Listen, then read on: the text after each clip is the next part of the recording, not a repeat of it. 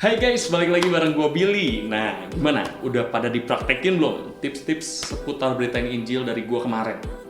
Nah, kira-kira di antara kalian ada nggak ya yang udah beritain Injil, udah praktekin nih yang kemarin, tapi jeng-jeng ditolak? Memang sekilas penolakan itu sesuatu yang nggak enak sebenarnya buat kita. Apalagi kita tahu apa yang kita share, apa yang kita beritain itu merupakan sebuah kebenaran, merupakan suatu hal yang penting buat teman kita. Nah, itu juga yang persis Paulus rasakan di 1 Korintus 15 ayat 3, teman-teman. Nah, faktanya Injil tuh segitu pentingnya sebenarnya teman-teman buat kita, buat orang lain, buat semua manusia tentunya. Kenapa?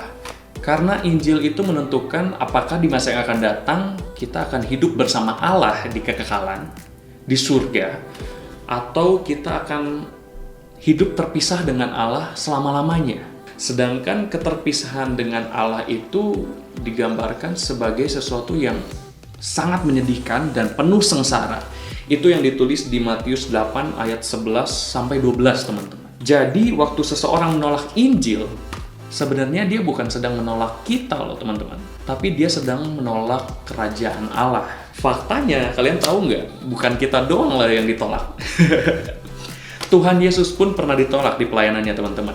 Itu waktu dia melayani di Nazaret dan Samaria, di Markus 6 dan juga Lukas 9. Tuhan Yesus pun pernah ditolak, teman-teman. Ada juga Paulus dan Barnabas yang ditolak di rumah ibadah orang Yahudi. Itu di Kisah Rasul 14. Ada juga yang paling parah nih.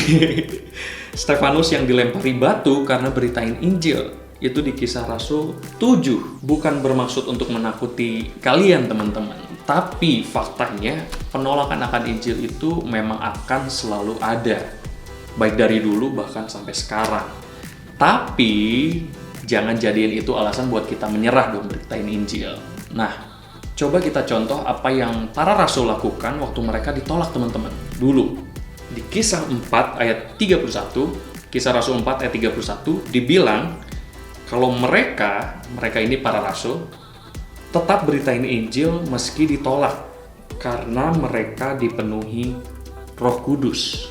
Nah, sedangkan di Kisah Rasul 8 ayat 15 dibilang kita yang beriman kepada Yesus dan menjadi manusia baru, kita akan dipenuhi oleh Roh Kudus juga, teman-teman. So, sama kan sebenarnya, waktu kita menaruh iman kita sama Yesus, otomatis itu sudah ada Roh Kudus di dalam diri kita yang bisa beraniin diri kita, nge-trigger kita buat beritain Injil, teman-teman. Nah, jadi jangan ragu lagi, teman-teman. Justru pakai penolakan ini menjadi sebuah bahan evaluasi buat kita nih. Apakah mungkin kita yang terlalu maksa waktu beritain Injil? Atau mungkin kita yang ngomong sendiri terus, teman-teman, tanpa biarin teman kita kasih pendapatnya dia. Jadi cuma satu arah gitu, nggak dua arah. Nah, jadiin penolakan ini sebuah bahan evaluasi, teman-teman. Tapi jangan jadiin penolakan ini alasan buat kamu berhenti beritain Injil. So, semangat lagi ya teman-teman buat beritain Injil. See you. God bless.